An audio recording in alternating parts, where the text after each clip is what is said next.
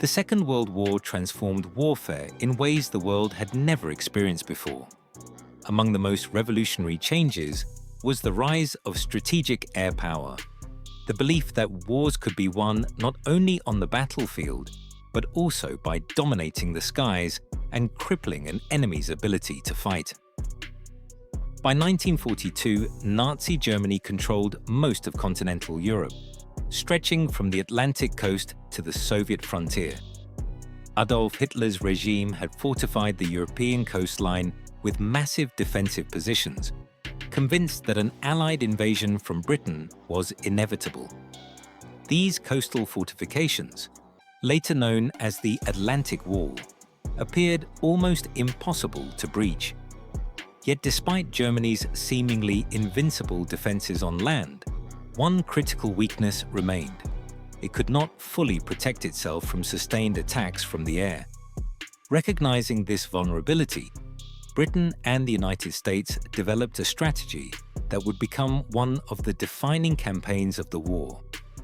Rather than focusing solely on enemy armies, Allied planners aimed to destroy Germany's factories, transportation networks, aircraft production, fuel supplies, and military infrastructure through relentless strategic bombing. At the heart of this effort was the Combined Bomber Offensive, an unprecedented air campaign designed not only to weaken Germany's industrial strength, but also to eliminate the Luftwaffe, Germany's once dominant air force. The success of the planned Allied invasion of France depended on achieving complete air superiority.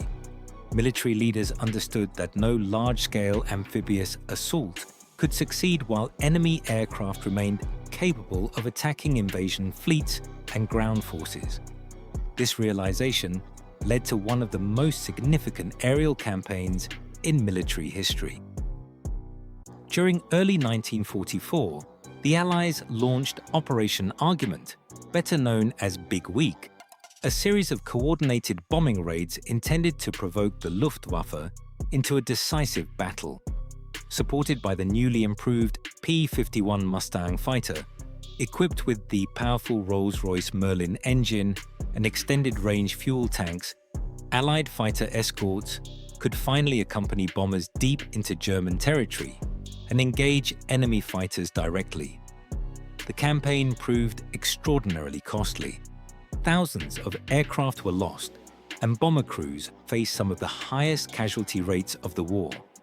Nevertheless, the relentless pressure gradually destroyed Germany's experienced fighter force, crippled its aircraft industry, and secured Allied control of the skies.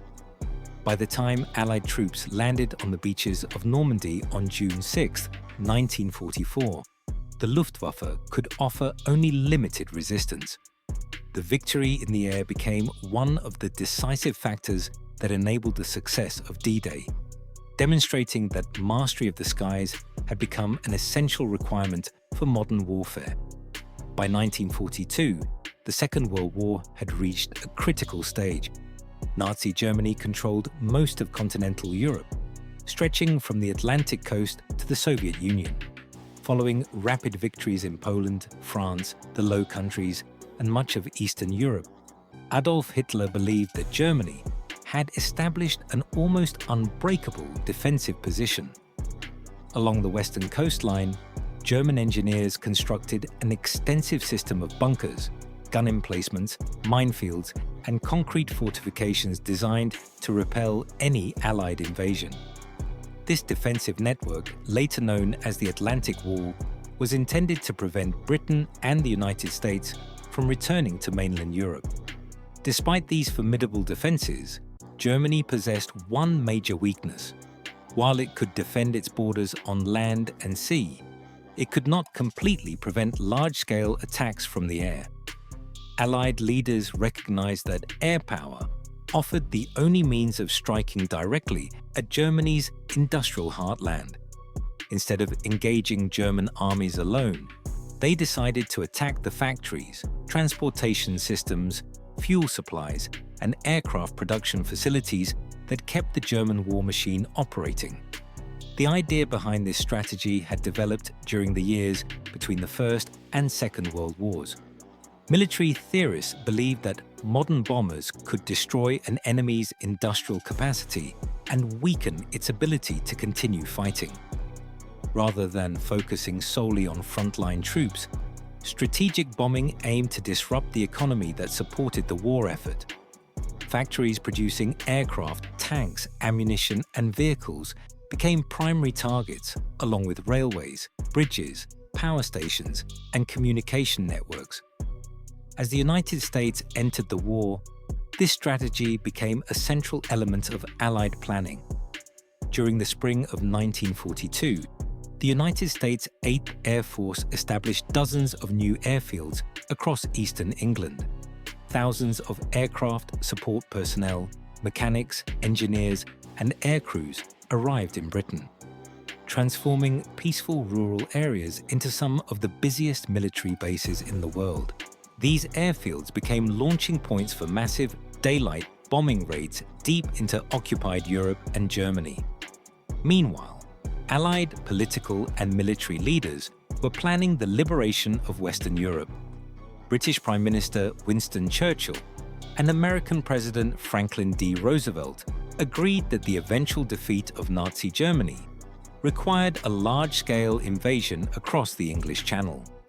This operation, later named Operation Overlord, would involve hundreds of thousands of soldiers landing on the beaches of Normandy before advancing toward Germany. However, such an invasion could only succeed if the Allies first gained complete control of the air. Military commanders understood that enemy aircraft posed one of the greatest threats to any amphibious landing. German fighters and bombers could attack troop transports, landing craft, supply ships, and advancing ground forces. For this reason, defeating the Luftwaffe became the highest priority before D-Day. The responsibility for weakening Germany's air force fell to the Combined Bomber Offensive, a coordinated campaign conducted by Britain's Royal Air Force and the United States Army Air Forces. While British bombers generally carried out nighttime raids, American bombers preferred daylight precision attacks against industrial targets. Together, they maintained almost continuous pressure on German industry. Although Allied bombers possessed impressive firepower, they faced a serious challenge. Aircraft such as the B-17 Flying Fortress and the B-24 Liberator could defend themselves with numerous machine guns, but they remained vulnerable once they penetrated deep into German territory. Existing escort fighters lacked the range necessary to accompany bombers throughout the entire mission. As a result, German fighter aircraft frequently attacked unprotected bomber formations, inflicting devastating losses. A solution emerged with the introduction of the North American P-51 Mustang. Although the aircraft showed promise when first developed, its performance improved dramatically after engineers equipped it with the British-built Rolls-Royce Merlin engine. This combination produced one of the finest fighter aircraft of the Second World War. The Mustang could fly faster, climb higher, and travel much farther than previous Allied fighters. Additional external fuel tanks extended its operational range sufficiently to escort bombers all the way to Berlin and back. The arrival of the P-51 Mustang transformed the Allied air campaign. For the first time, heavy bombers could receive fighter protection throughout nearly the entire mission. More importantly, Allied commanders altered fighter tactics.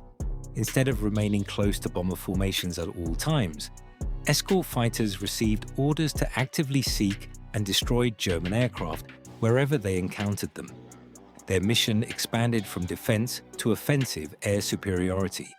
This new strategy reached its climax in February 1944, during Operation Argument, commonly known as Big Week. The campaign consisted of several days of intensive bombing raids against Germany's aircraft factories and aviation industry. Allied planners intentionally targeted facilities that produced fighters, engines, and aircraft components. knowing that Germany would be forced to defend these vital installations. Thousands of heavy bombers crossed into German airspace during Big Week, effectively serving as bait for the Luftwaffe. German commanders had little choice but to commit large numbers of fighter aircraft to intercept the incoming formations. Waiting for them were hundreds of P-51 Mustangs and other Allied fighters prepared to engage in massive aerial combat. The resulting battles became some of the largest air engagements of the war.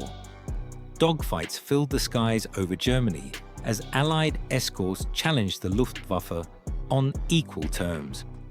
Although American bomber crews continued to suffer heavy casualties, the losses inflicted upon Germany proved far more damaging. Experienced German fighter pilots, whose training required considerable time and resources, could not be replaced quickly enough. Every combat mission reduced the Luftwaffe's ability to defend the Reich. American industrial production gave the Allies a decisive advantage. Factories in the United States produced aircraft in enormous numbers, while pilot training programs continuously supplied new air crews. Germany, however, struggled with shortages of fuel, raw materials, and skilled personnel. Allied bombing further disrupted aircraft production and transportation networks, making recovery increasingly difficult. The effects of Big Week extended far beyond the immediate destruction of factories and aircraft. As the Luftwaffe weakened, Allied bombers encountered less resistance during subsequent missions. Improved bombing accuracy allowed them to inflict even greater damage on German industry. The Allied strategic bombing campaign was one of the most significant military operations of the Second World War. By combining continuous bombing raids with the protection of long-range fighter escorts, such as the P-51 Mustang, the Allies gradually dismantled Germany's industrial capacity and destroyed the strength of the Luftwaffe. Although the campaign demanded enormous sacrifices from bomber crews and fighter pilots, it achieved its primary objective, establishing complete air superiority before the invasion of Normandy. The success of Operation Argument and the broader combined bomber offensive ensured that Allied forces could launch Operation Overlord with minimal interference from German aircraft. This control of the skies protected the invasion fleet, supported ground troops, and prevented the Luftwaffe from mounting an effective response during D-Day. Air superiority ultimately became a decisive factor in the liberation of Western Europe and the eventual defeat of Nazi Germany. Beyond its military achievements, the campaign demonstrated the growing importance of air power in modern warfare. It proved that controlling the skies could influence events on land and shape the outcome of entire wars. While historians continue to debate the overall effectiveness and humanitarian cost of strategic bombing, there is little doubt that the Allied air campaign played a crucial role in securing victory in Europe and forever changed the conduct of military operations in the 20th century.